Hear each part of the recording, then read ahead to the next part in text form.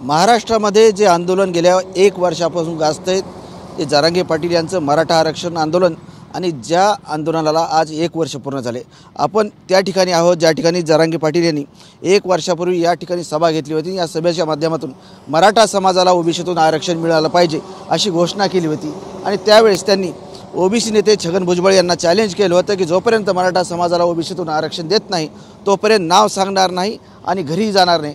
या ठिकाणी आपण बघू शकता की जरांगे पाटील सकाळपासून या ठिकाणी आलेले आहेत आणि ज्या ठिकाणी सभा घेतली होती त्या ठिकाणी त्यांनी भेट दिलेली आहे। नेमकं जरांगे पाटलांना 1 वर्षामध्ये आंदोलनातून काय भेटलंय, काय हाती लागलंय, आपण त्यांच्याशी चर्चा करणार आहोत। दादा, आंदोलनाला 1 वर्ष झालंय, तुम्ही फैटण फाट्यावर आहात, इथून सुरुवात झाली होती। या ठिकाणी सभा झाल्यानंतर तुम्ही अंतरवालीत गेलात आणि त्या ठिकाणी त्या आंदोलनावर लाठीचार्ज झाला होता। आंदोलन 1 वर्ष चाललं, मराठ्यांच्या पदरी काय पडलंय? आई शेवटी काय पदरी पडलं नाही पडलं याचं तर आता विश्लेषण होणारच आहे, अंतर्वालीत आता बैठकच। परंतु इथं जो उठाव झाला तो उठाव ऐतिहासिक होता। या भूमीनं महाराष्ट्रातल्या अन्याय होणाऱ्या गोरगरिबांना वाचा फोडण्यासाठी काम केलं या भूमीनं आणि आज 1 वर्ष पूर्ण होतं या शहागडच्या या पैठण फाट्यावरती। ओएसिस फर्टिलिटीच्या तज्ञांनी आयव्हीएफ उपचार पद्धतीद्वारे 1 लाखांहून अधिक जोडप्यांना मातृत्व प्राप्तीचा आनंद दिला आहे। मोफत अपॉइंटमेंट बुक करण्यासाठी आजच संपर्क साधा। मराठा समाजाने इतका ताकदीनं उठाव केला की तो उठाव आज घराघरापर्यंत शेवटी मिळवायची हिंमत मराठ्यात आहे।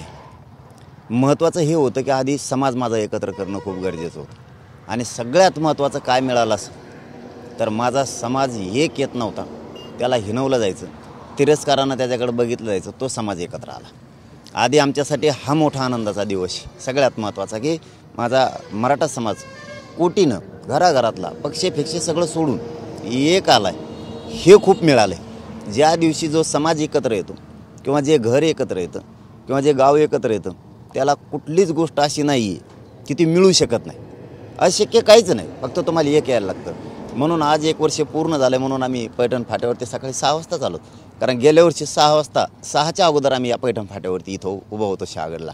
म्हणून आज आम्हाला पहिली आठवण कालच ती झाली की आपण जायचं फाट्यावर, कारण ज्या शहागडला आपण आंदोलन केलं होतं आणि तिथून अंतरवालीत गेलो होतो आपण, त्या आंदोलनाला 1 वर्ष पूर्ण होतं ना, आपण जमिनीवर राहायचं, मागचे दिवस विसरायचे नाहीत। ज्या समाजाला उठाव करण्यासाठी जे आंदोलन झालं होतं, जो समाज एकजूट झाला, हेच आमच्यासाठी लय मोठं आहे। म्हणून या जागेवरती आज आम्ही आलोत आणि हे सगळं मराठा समाज एकत्र आलेला, जे काय आरक्षण मिळालं, जे पोरांचे प्रश्न मार्गी लागले, जे काय झालं असेल चांगलं, ते सगळं श्रेय आज माझ्या मराठा समाजाला देणार आहेत आम्ही, की मराठा समाज एकजूट झाला, हीच आनंदाचा क्षण आहे। माझ्या मराठा समाजाला माझी विनंती आहे की बाबा असेच एक राहा, काहीच अशक्य नाही आहे, तुम्हाला जे काय मिळवायचं तुम्ही मिळवू शकतात, फक्त एकजूट कायम ठेवणं गरजेचं आहे। एकजुटीच्या जोरावर तुम्हाला जे मिळायचं नाही ते मिळणार आहे, एकजूट राहा।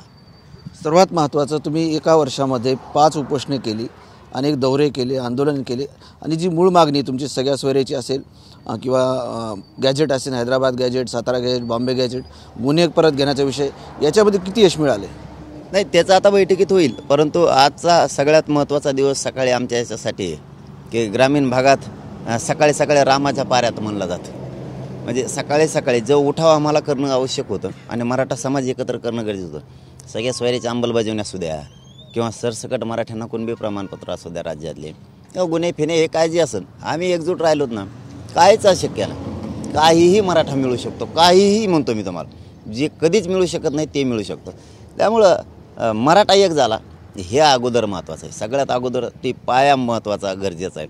जे बेसमीट केलं, जो समाजानं एक जीव दाखवला ते महत्त्वाचं आहे आणि कायम ठेवा। 4 दिवस लेट मिळेल, महिनाभर लेट मिळेल एखादी गोष्ट, कुठली असू द्या, शेतकऱ्याची असू द्या, वैयक्तिक असू द्या, सामाजिक असू द्या, ती राजकीय पण असू द्या किंवा ते आरक्षणाची असू द्या, कुठलीही असू द्या, तुम्ही एकजूट राहा। एक ना एक दिवस यश हे तुमच्या पायात येऊन पडणार आहे। विजय एकजुटीचा आणि मराठ्यांचाच होणार, फक्त एकजूट आधी महत्त्वाची। याच पैठण पाठ्याहून 1 वर्षापूर्वी तुम्ही छगन भुजबळ यांना आव्हान केलं होतं की जे मराठा आरक्षणात तुम्ही खुटा गाडलाय तो खुटा उपटिणार, यश मिळाले? पडलाच ना, पडलाच। जे शक्यच नव्हतं, मराठ्यांना वाटत होतं कधी आरक्षणच मिळू शकत नाही। आज 57 लाख नोंदी म्हणजे 1.25 कोटीच्या आसपास मराठ्यांना आरक्षण अंदाजे मिळालं आहे। 10% आरक्षण हे मराठ्यांना मान्य नाही आहे, कारण ते टिकणार नाही. तरी पण समजा तेही मिळाले म्हणजे मराठ्यांना आज खरा विचार केला तर 100% मिळाले आरक्षण. फक्त ते 10% आरक्षण त्यांनी 50%च्या आत घ्यायला पाहिजे होतं, कारण समाज मागास सिद्ध केला आहे तुम्ही. ते वर घ्यायला नको होतं, वर घेतल्यामुळे ते टिकत नाही. त्याच्यात दुसरं असं आहे की ते फक्त राज्यापुरतं आहे, ते केंद्रात नाही. तुम्ही आमचं ते देऊन EWS रद्द केलं, ते EWS पुन्हा लागू केलं पाहिजे. माझं एकच म्हणणं आहे समाजाला, हे होत राहील, जाऊ द्या, त्या विषयात आजचा दिवशी आम्हाला पडायचंच नाही आहे. समाज एक होणं गरजेचं होतं. अगोदरचा आमच्या पुढचा अजेंडा काय होता, आमच्या समोरचं ध्येय काय होतं की समाज एकत्र केला पाहिजे. आणि लोक म्हणायचे समाज एक येत नाही म्हणून आपल्याला न्याय मिळत नाही. मग सगळ्यात महत्त्वाचं माझ्या समोरचं ध्येय होतं समाज एकत्र करणं. आणि ह्या 29 ऑगस्टच्या 2023च्या सभेनं पूर्ण राज्यातला मराठा समाज एक झाला. हे आमच्यासाठी महत्त्वाचं आहे. आमच्यावरती हल्ला झाला, तो दिवस काढला की मग पुन्हा आमच्या अंगावरती काटे उभा राहतात, आम्हाला करमत पण नाही. परंतु समाज एक झाला, ही आनंद आहे. आणि समाजाने एकजूट राहावं. जे काय मिळवायचं, जे काय म्हणतो ते 100% मिळणार. तुम्हाला सत्ता पाहिजे, सत्ता मिळणार. पाडायचं असलं, तुमच्या मनातला माणूस तुम्हाला जो कधीच पडत नाही तो पाडायचा असला तरी पडणार. तुम्हाला आरक्षण पाहिजे असलं तेही मिळणार. तुमच्या शेतीमालाला भाव पाहिजे असला तेही मिळणार. पण सगळ्यांना एकजूट कायम राहावं लागणार आहे. एक ना एक दिवस सगळे यश तुमच्या पदरात पडणार आहेत. तुमचे लेकरं बी सगळे नोकऱ्यांना लागणार आहेत, उच्च शिक्षणाला जाणार आहेत. फक्त तुम्हाला एकजूट कायम ठेवावं लागणार आहे. खचून चालणार नाही, थांबून चालणार नाही. कित्येक दिवस लढायची वेळ आली तरी तुम्हाला लढावं लागणार आहे. मग मात्र विजय 100% मराठ्यांच्याच पदरात पडणार आहे. या वर्षभरात आंदोलन सुरू असताना लोकसभेच्या निवडणुका झाल्या. त्या निवडणुकीमध्ये मराठा फॅक्टर चालला. काही जणांना फायदा झाला, काही जणांना नुकसान झालं. महायुतीला विशेष करून नुकसान झालं. सुरुवातीला तुमचे टार्गेट छगन भुजबळ होते, नंतर अनेक नेते तुमच्या टार्गेटवर आले. आता पुढची दिशा काय राजकारणाची? नाही, आता ते काय ठरवलं नाही आम्ही. बैठक होणार आहे, कारण 29ची बैठक जी पाडायचे को उभा करायचे घ्यायची होती म्हणजे आज, ती आपण पुढं ढकललेली 8 दिवसापूर्वीच. कारण यांनी निवडणुका डिसेंबरमध्ये घातल्या. त्यामुळे शेवटी मराठा एकजूट झालेला आहे. आणि ही एकजुटीचा योगदानाचा समाजाने दिलेला वेळ हे योगदान वाया जाऊ द्यायचं नाही. मग आपणच आपला गनिमेकावा कळून न दिलेला बरा. नेमकं पाडायचेत का उभा करायचेत, म्हणून आपण पुढं ढकलली.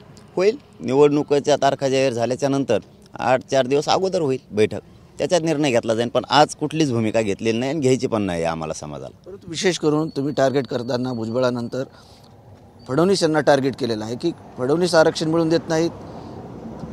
आता शेवटी काय माहिती आहे का, जरी छगन भुजबळ आहे त्यालाही बोलतो, त्याचे कारणं आहेत. कारण आरक्षणाला विरोध करणारा तोच, सर्वसामान्य गोरगरीब ओबीसींना सुद्धा खड्ड्यात घालणारा तोच माणूस. किती प्रतिनिधित्व आहे गोरगरीब ओबीसीला? हे लईच म्हणतात ना, राजकारण राजकारण राजकारण. 12 बलुतेदार किती आहेत? 18 पगड जातीच्या लोकांना किती न्याय मिळाला आहे? कोणचं प्रतिनिधित्व मिळालं त्यांना? राजकारणातलं मिळालं नाही, नोकऱ्यातलं पण मिळालं नाही. हे तेव आणि आणखीन 1-2 जातीच खात बसल्या. गोरगरीब ओबीसींचं, 18 पगड जातींचं, 12 बलुतेदारांचं आरक्षण हेच खात बसले. आणि मराठ्यांचा आरक्षणाला विरोध करणारा तेच. मग आता विरोध करणाराला नाही विरोध करायचा तर मग कोणाला करायचं? आणि फडणवीसांना करण्याचं कारण ते काय आमचे दुश्मन नाहीत, ते आमचे विरोधक पण नाहीत, पण त्यांच्या सरकारमध्ये तो आहे आणि बळ देण्याचं कामच ते करतात. येड्या माणसाला सुद्धा कळत, माझ्या सामान्य शेतकऱ्यांना सुद्धा कळतं आहे कोण फसवतो आहे. कारण देवेंद्र फडणवीसच चालक आहे आणि तो फसवत असेल तर तोच जबाबदार आहे मराठ्यांचं आरक्षण न मिळू द्यायला. पुढची वर्षभराची लढाई, आतापर्यंत आरक्षण लढाई तुम्ही घेतली, आरक्षणाबरोबरच आता शेतकऱ्यांचा विषय तुम्ही घेतात. काय लढाई असणार पुढची? शेवटी 30 सप्टेंबरपर्यंत सरकारनं संपूर्ण कर्जमुक्ती करायलाच पाहिजे.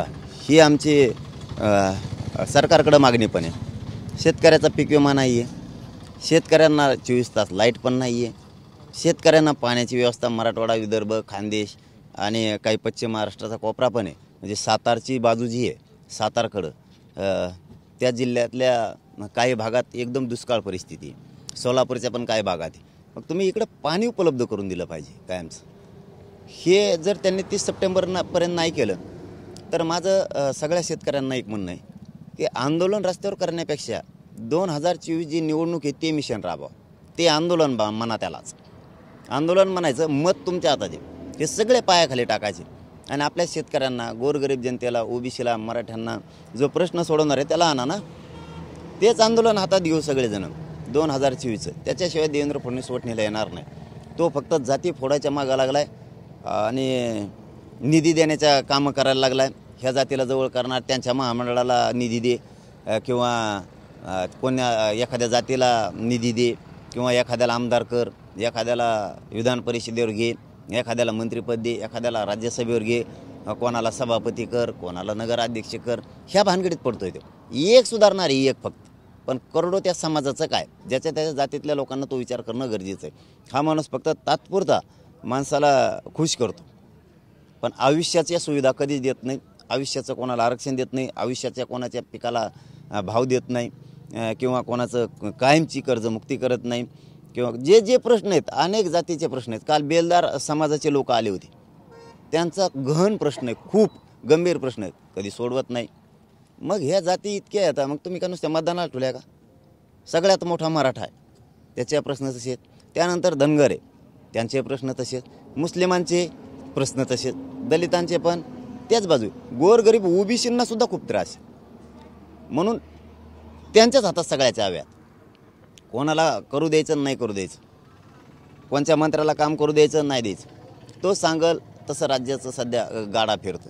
त्यामुळं सगळ्यांचा मारेकरीच तो आहे. गोरगरिबांच्या पोटावर पाय देऊन स्वतः खुर्ची मिळवणारा तेवढाच एक देवेंद्र फडणवीस माणूस आहे आणि त्याचे डाव सगळ्यांनी ओळखले जातात. त्यामुळे तो जाणार आहे यावेळेस. त्याने जर असंच केलं आणि मराठ्याचं आरक्षण नाही दिलं, तो गेला म्हणून समजायचं. आज 1 वर्ष पूर्ण होत आहे, काय कार्यक्रम असणार तुमचे दिवसभर? काय आम्ही बैठक मोठी बोलवलेलीच नाही, हे तुम्हालाही माहिती. कारण ती बैठक रद्द केल्यामुळं आम्ही आपले जवळचे ठराविक या म्हणलं. कामं बुडवून कोणी येऊ नका, कामाचे दिवस आहेत. आता सध्या मुगाची काढणी सुरू आहे, त्याच्यामुळं कामं आहेत लोकांच्या पाठीमागं. काहींच्या बाजरी सुद्धा काढायला आलेल्या आहेत, त्यामुळे शेतातले कामं आहेत. कोणी कामं सोडून येऊ नका. आपण चर्चासत्र 1 वर्ष पूर्ण होतं आहे आणि हा उठाव मराठ्यांनी ताकदीनं केला, लाखाच्या संख्येनं, आणि ही पुढं सातत्यानं सुरू ठेवायचा आहे सुद्धा. इथून मागं 1 वर्षभर सुरू ठेवला आहे. माझा समाज प्रत्येकजण म्हणायचं कधी एक येत नाही, खूप हिनवायचे, इतका तिरस्कार करायचे ना माझ्या समाजाचा की हीन वागणूक दिली जायची. बोलताना नीट शब्द नाहीत, मागं बोलताना टिंगल करणार, प्रत्यक्षात बी घाणघाण शब्द वापरणार गोरगरीब मराठ्यांना. म्हणजे ही पद्धत होती. पाठीमागं काही बैठका जर असल्या त्याच्यात ह्या मराठ्यांचे अवलादी एकत्र येणार नाहीत अशी भाषा वापरणार, हे खेकड्यासारखे अवलादी आहेत असं बोलणार. म्हणजे घाणघाण हिनवलं जायचं. म्हणून आजचा दिवस आमच्यासाठी लय महत्त्वाचा आहे, 29 ऑगस्टचा, की या इथून मराठ्यांनी डरकाळी फोडली इथून आणि एकच मराठा राज्यात पेटून उठला. अख्खा गावखेड्यापासून तर शहरापर्यंत, गोरगरिबापासून श्रीमंतापर्यंत सगळेच मराठे ताकदीनं पेटून उठले. शेवट त्यांनी विजयातच केला मराठ्यांनी. माझ्यासाठी महत्त्वाचं तेच बार सांगतो मी की माझा समाज एकत्र येणं आधी माझ्यासाठी गरजेचं होतं. प्रश्न सोडवणं मराठ्यांच्या हाताचा मळ असल्यासारखा आहे. हां, कसलाही प्रश्न असू द्या, मराठा मनात घेतलं की सहज सोडू शकतो. आमच्या ग्रामीण भागात म्हणलं जातं ते काम काय, ते हाताचा मळासारखं आहे, 0 मिनिटात करतो आम्ही, पण त्याला एकजूट लागते. पूर्वी एकजूट असायच्या म्हणून ते शब्द वापरले जायचे, ती जुनी मनच असायची. तसं आता मराठी एक झालेले आहेत. माझ्यासाठी मराठा एक करणं अगोदर महत्त्वाचं होतं आणि तो झाला आहे. प्रश्न आमच्या पुढं आता चिल्लर विषय सोडायचं ठरवलं, चुटकीसरशी मराठी सोडू शकतात. नक्कीच हे होते मनोज जरांगे पाटील आणि त्यांच्या आंदोलनाला 1 वर्ष पूर्ण झाले. याच पैठण फाट्यावर जरांगे पाटील यांनी सभा घेतली होती आणि मराठा समाजासाठी ओबीसीतून आरक्षण मिळावं म्हणून लढा सुरू केला होता. मिळवलं काय लढ्यातून, तर मराठा समाज माझा राज्यात एक झाला, असं जरांगे पाटील यांचं म्हणणं आहे. कॅमेरामॅन पप्पूसह संजय सरवदे, TV9 मराठी, जालना.